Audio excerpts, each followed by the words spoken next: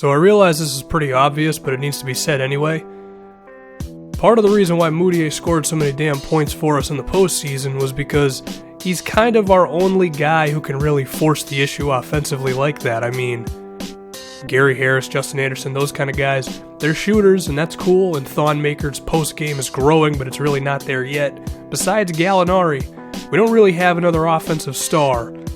Now, of course, even with this, because of how good Moutier is, and the fact that our roster is pretty well balanced, we're able to get all the way to the conference finals, and at times, you think to yourself, maybe we could actually make the finals, but then Russell Westbrook made me shut up real quick, and the fact that OKC had 2 stars, that's how they were able to overcome us, even though you could say we potentially had a more complete roster.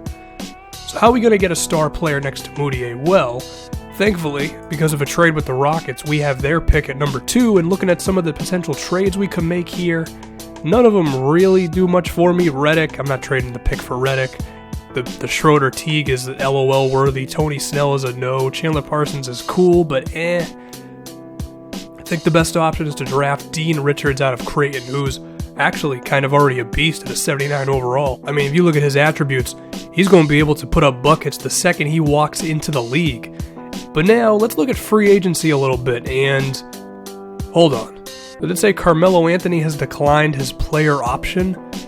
You mean that Carmelo Anthony, the one who's surrounded by pretty much mediocre talent in New York, and potentially he could be saying, you know what, I'm getting really up there in age at this point, but I'm still a fantastic player. The only guy I really have around me is Porzingis. Perhaps I should get the hell up out of New York and go to a different team so I can win a championship. Now, in my opinion, Carmelo Anthony could still lead, or at least be the number 2 guy behind Moutier, because the best supporting cast he ever had was like Chauncey Billups and Nene, and they went to the Western Conference Finals, and they went all the way up against the Lakers, and they took them to a Game 6, so just imagine Melo. Remember the team that was around Melo, and you could say that the one we have, it might be a little bit better surrounding him. I mean, especially with Moutier, who's ascended to one of the best players.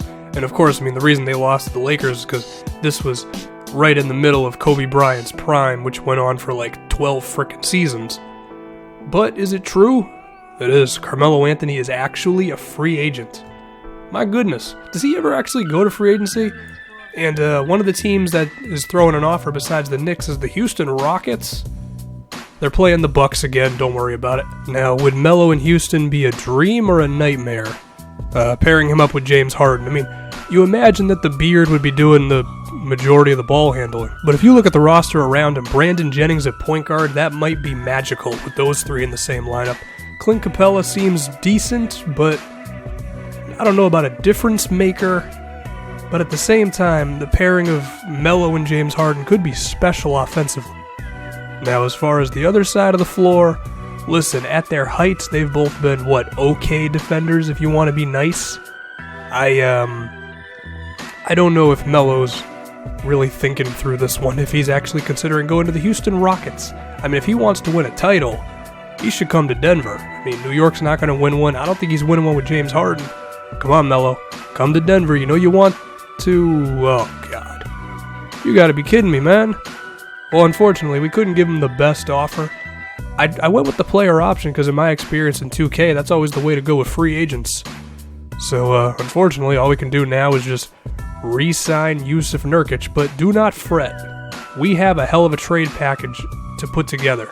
We have our recent number 2 pick, Dean Richards, who seems like he's going to be very good for a long time, as well as Brandon Ingram, who, yeah, he hasn't been the best with us, but I mean, his potential is still through the roof and somebody would take him. Now, as far as some potential trade suitors, I mean, the Utah Jazz are disappointing.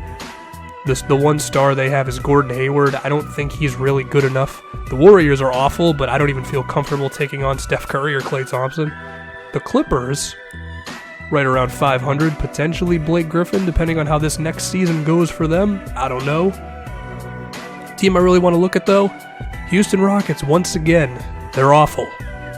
And that roster around James Harden ain't too good. Perhaps we give the Rockets 2 young studs as well as some picks, and we acquire the beard. Maybe Harden's on his way to Denver.